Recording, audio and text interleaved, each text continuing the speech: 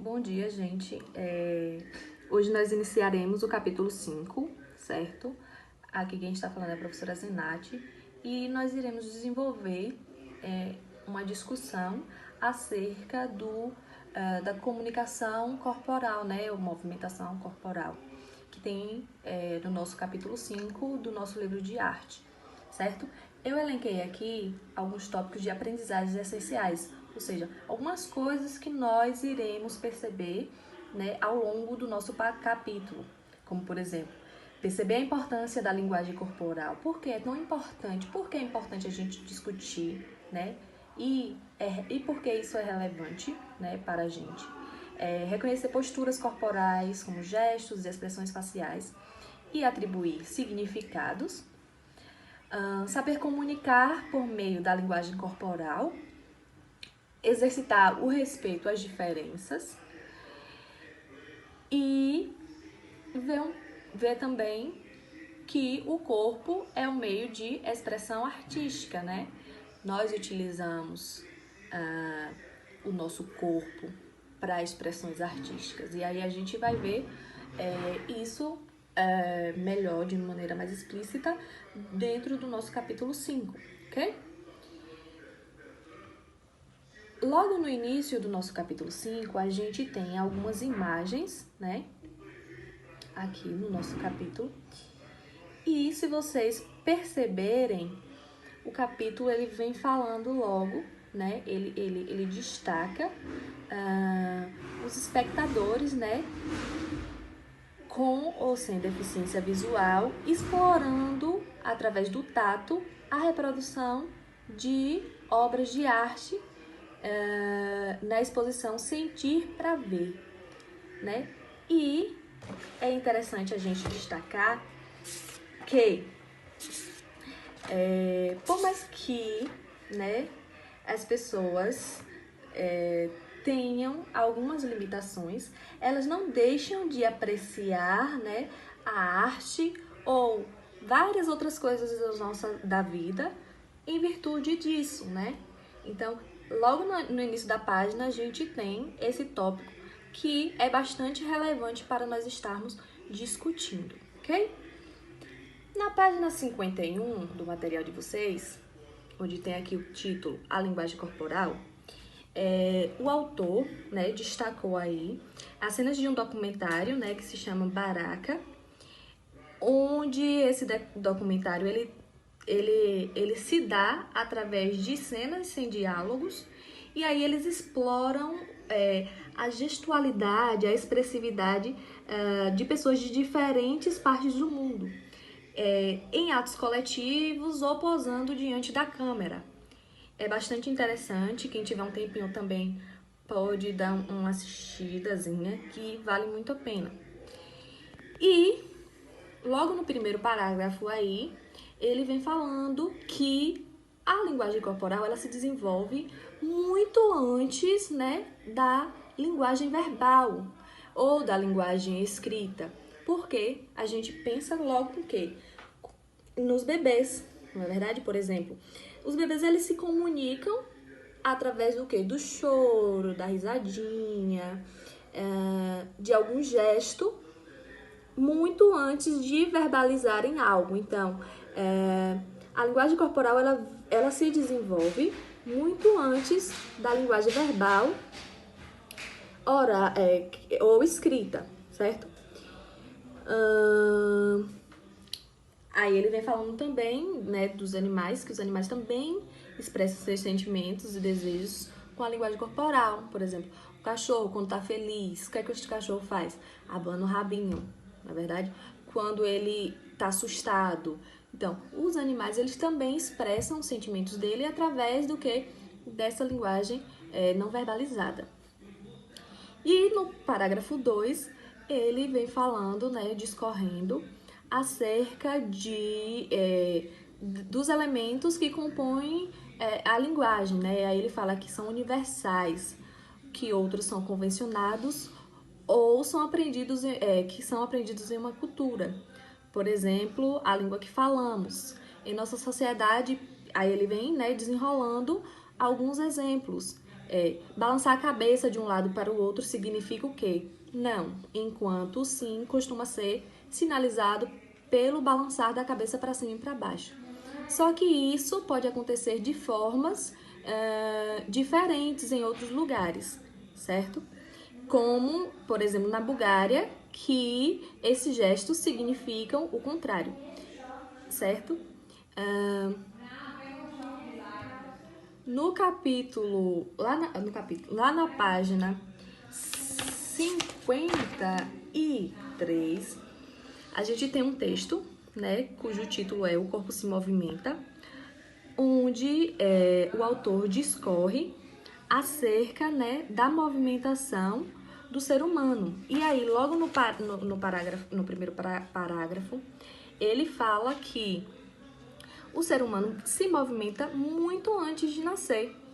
Ou seja, ainda na barriguinha da mãe, o ser humano já se movimenta. Em geral, depois de nascer, a criança vai explorando o quê? Outras possibilidades, não é verdade? Como andar, pular, correr, segurar objetos. Então, ele aprende que o corpo ele se relaciona com o espaço e com outros corpos. E aí vai desenvolvendo controles de movimentos simples. No parágrafo 2, ele fala de uma coisa que todo mundo conhece, que é a coordenação motora. Como que acontece a coordenação motora? O que é essa coordenação motora? É a capacidade de executar movimentos de maneira equilibrada, né? Então, a coordenação motora, ela está atrelada a esses movimentos de modo equilibrado. E para isso acontecer, a gente precisa, né, de toda uma conjuntura, que é um processo que depende dos músculos e das articulações que respondem às mensagens que o cérebro envia para o nosso sistema nervoso, certo? E no último parágrafo ele fala que a coordenação motora ela vem variando de pessoa para pessoa, certo? Então, não é porque Francisco sabe desenhar traços finos, traços simples perfeitamente que eu, Proazenate, saberei fazer do mesmo modo.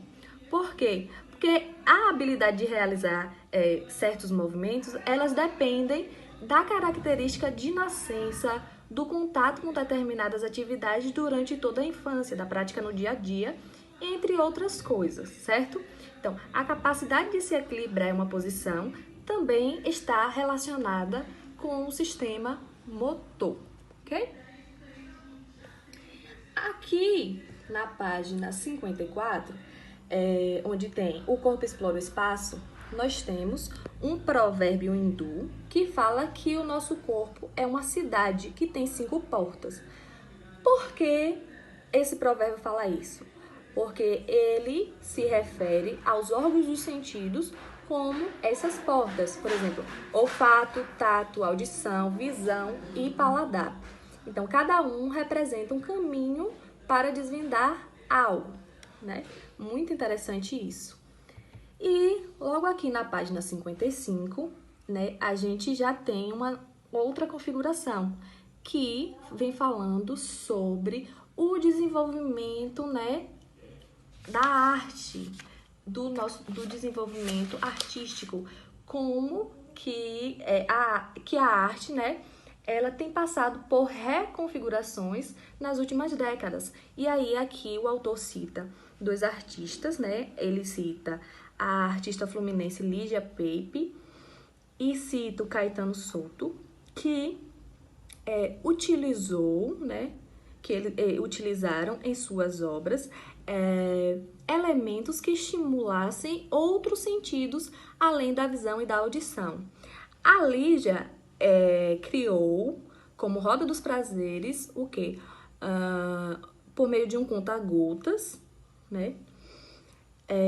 Que possibilitou que as pessoas provassem o gosto das cores. E aí ela utiliza as bacias com anilina comestível de diferentes tons. Já Caetano Souto, ele montou um espetáculo onde os bailarinos espalham canela, né, por todo por todo o palco enquanto dançam e aí estimulam, né, o olfato ao público. Bastante interessante essa inovação artística, né, que não foca apenas na visão e audição, mas também nas outras portas que o nosso corpo compõe. Aqui a gente tem o corpo nas artes, e aí ele vem fazendo um review, uma revisãozinha, de que os gestos são importantes, né, nas produções artísticas, para expressar muitas coisas que a fala não consegue, né? Que o nosso corpo ele é uma ferramenta de trabalho para quem deseja atuar, cantar, dançar ou mesmo criar obras de artes visuais. No teatro e na dança é fundamental saber usar o corpo como instrumento expressivo, demonstrar estados de ânimo, emoção e sentimentos. E aí, aqui na página 57, ele conclui falando sobre a língua brasileira de sinais, né?